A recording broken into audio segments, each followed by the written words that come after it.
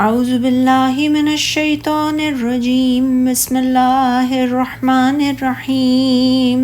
قال اغیر اللہ ابغیکم الہا وہو فضلکم علی العالمین وَإِذْ أَنْجَيْنَاكُمْ مِنْ آلِ فِرْعَوْنَ يَسُومُونَكُمْ سُوءَ الْعَذَابِ وَيُقَتِّلُونَ أَبْنَاءَكُمْ وَيَسْتَحْيُونَ نِسَاءَكُمْ وَفِي ذَلِكُمْ بَلَاءٌ مِّن رَّبِّكُمْ عَظِيمٌ وَوَاعَدْنَا مُوسَىٰ 30 لَيْلَةً وَأَتْمَمْنَاهَا ب10 فَتَمَّ مِيقَاتُ رَبِّهِ 40 لَيْلَةً وقال موسى لأخيه هارون اخلفني في قومي وأصلح ولا تتبع سبيل المفسدين۔ موسیٰ نے کہا، کیا میں تمہارے لیے اللہ کے سوا کوئی اور معبود تلاش کروں جبکہ اسی نے تمہیں سب جہانوں پر فضیلت دی ہے؟ اور اے بنی اسرائیل، یاد کرو جب ہم نے تمہیں فرعون کی قوم سے نجات دی، وہ تمہیں برا عذاب چکھاتے تھے، تمہارے بیٹوں کو قتل کر دیتے تھے اور تمہاری عورتوں بیٹیوں کو زندہ رہنے دیتے تھے،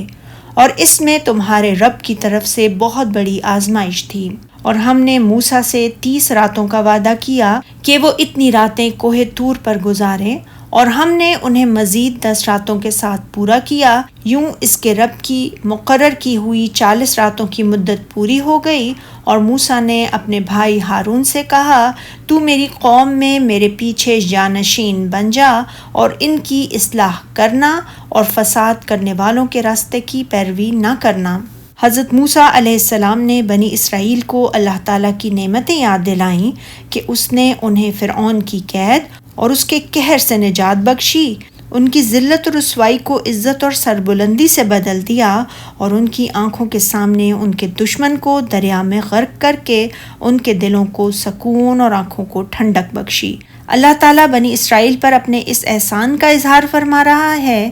کہ انہیں ہدایت اس لیے حاصل ہوئی کہ اس نے ان کے پیغمبر موسیٰ علیہ السلام کو اپنی ہم کلامی کے شرف سے نوازا اور انہیں تورات عطا فرمائی، جس میں احکام اور ان کی شریعت کی تفاصیل موجود تھیں۔ اللہ تعالیٰ نے یہاں یہ بھی بیان فرمایا کہ اس نے موسیٰ علیہ السلام کے لیے 30 راتوں کی میعاد مقرر کی تھی۔ مفسرین نے ذکر کیا ہے کہ موسیٰ علیہ السلام نے ان 30 دنوں کے روزے رکھے تھے، اور جب انہوں نے اس میعاد کو پورا کر دیا تو انہوں نے ایک درخت کی شاخ کے ساتھ مسواک کر لی تھی، تو اللہ تعالیٰ نے انہیں حکم دیا کہ وہ اس مدت کو 40 راتوں تک بڑھا کر مکمل کر دیں۔ جب میعاد مکمل ہو گئی اور موسیٰ نے کوہ طور پر جانے کا عزم کر لیا، جیسا کہ اللہ تعالیٰ نے فرمایا سورہ طٰہٰ میں، اے آل یعقوب، یقیناً ہم نے تم کو تمہارے دشمن سے نجات دی اور تورات دینے کے لیے تم سے کوہ طور کی دائیں طرف مقرر کی۔